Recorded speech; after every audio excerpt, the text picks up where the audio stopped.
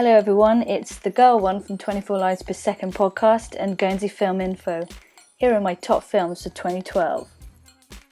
At number 5, it's The Dark Knight Rises. It's the last film of Nolan's Batman trilogy. Just some excellent badasses in this one. At number 4, it's End of Watch. Jake Gyllenhaal stars as a documentary-making South Central LA cop. He takes us into his regular working day, capturing the events that unfold with his partner.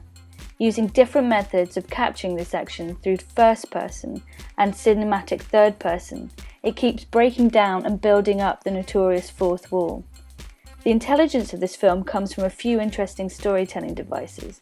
Firstly, the actions and events are on the periphery of what would have been a regular blockbuster film.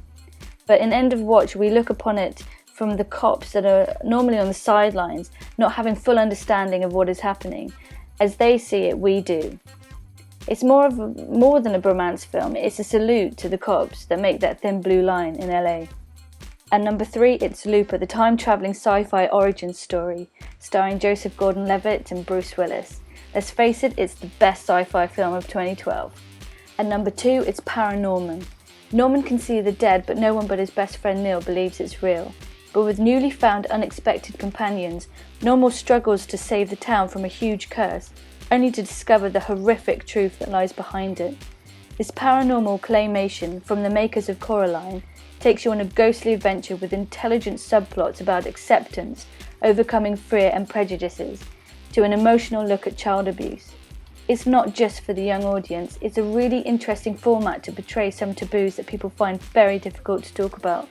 It's fantastic animation, and there's some excellent behind the scenes videos which I'm sure will be on the Blu-ray release on January the 28th. And my top film of 2012 is Cloud Atlas.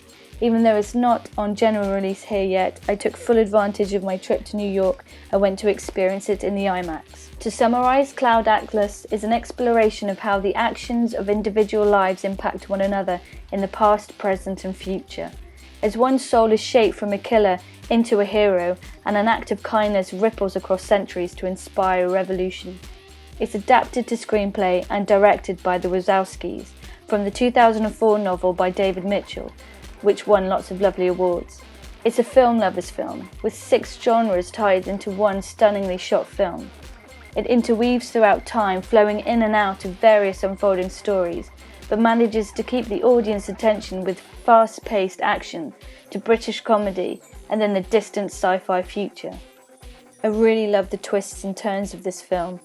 It's a lot of content in this 172-minute film, but just stick with it, and it's one of those that you will want to watch again and again. So those are my top films for 2012. To be honest, with the first 3, Cloud Atlas, Paranorman and Looper, if you give me any other day, I'll probably shuffle them around. Very much looking forward to seeing the films of 2013, and I'll see you on the Guernsey Film Info Facebook page and the 24 Lines Per Second podcast.